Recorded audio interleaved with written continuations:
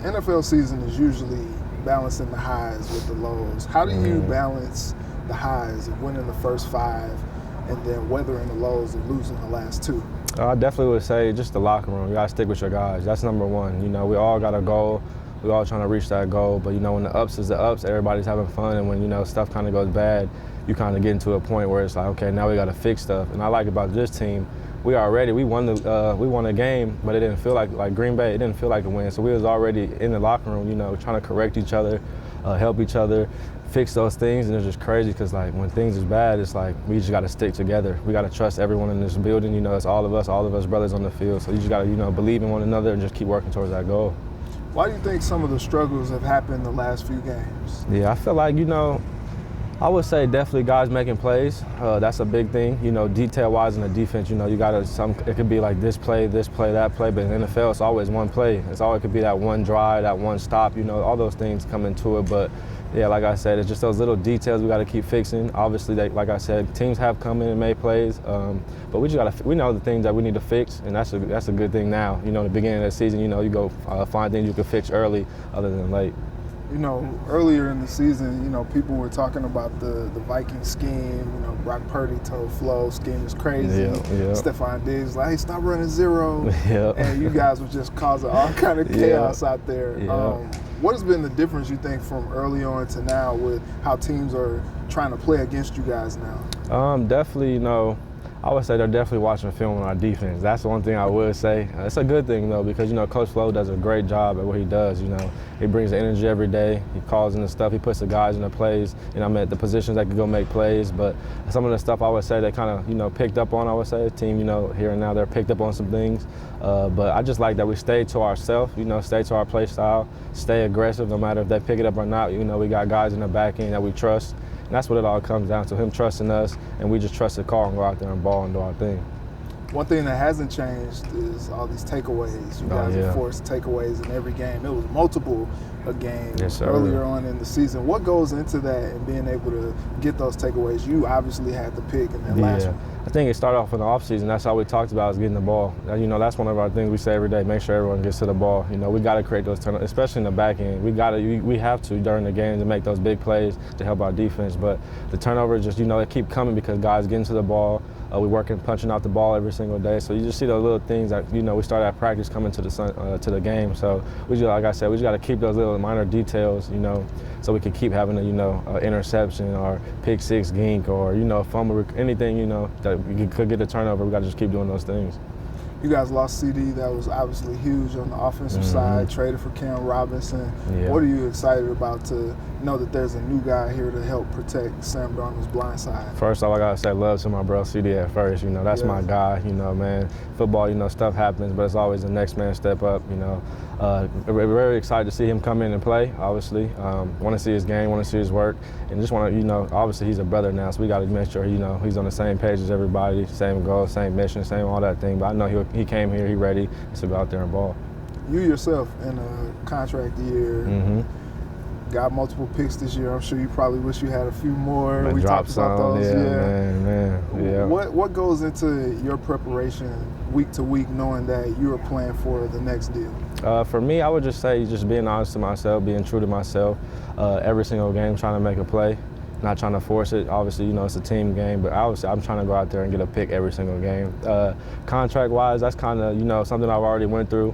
Kind of put that to the side, let God handle everything else, but just go out there and, obviously show everybody why I want to be here, keep making plays, and, get them to keep me here. But obviously, like I said, I want to stay here, so I'm going to just go out there, ball, same mindset each and every week.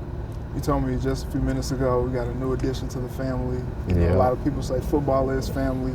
How does your family impact what you go out and do on the field every day? Oh, no, number one, I got this thing called family over everything. I've been, that's my saying since high school.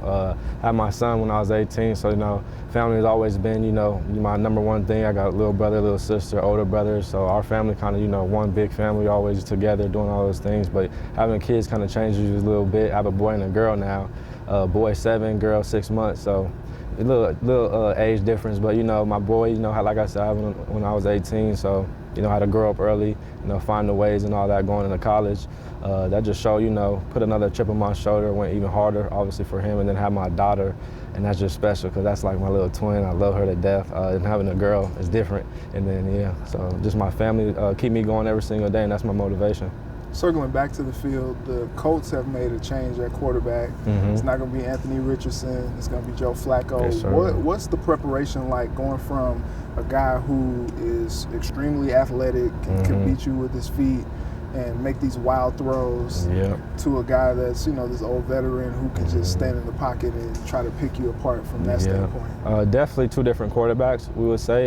You know, coming into this week, if the first quarterback was started, you know, you got to compare. You got to worry about the run game with the quarterback. So all kind of, you know, game plan things could kind of change as well.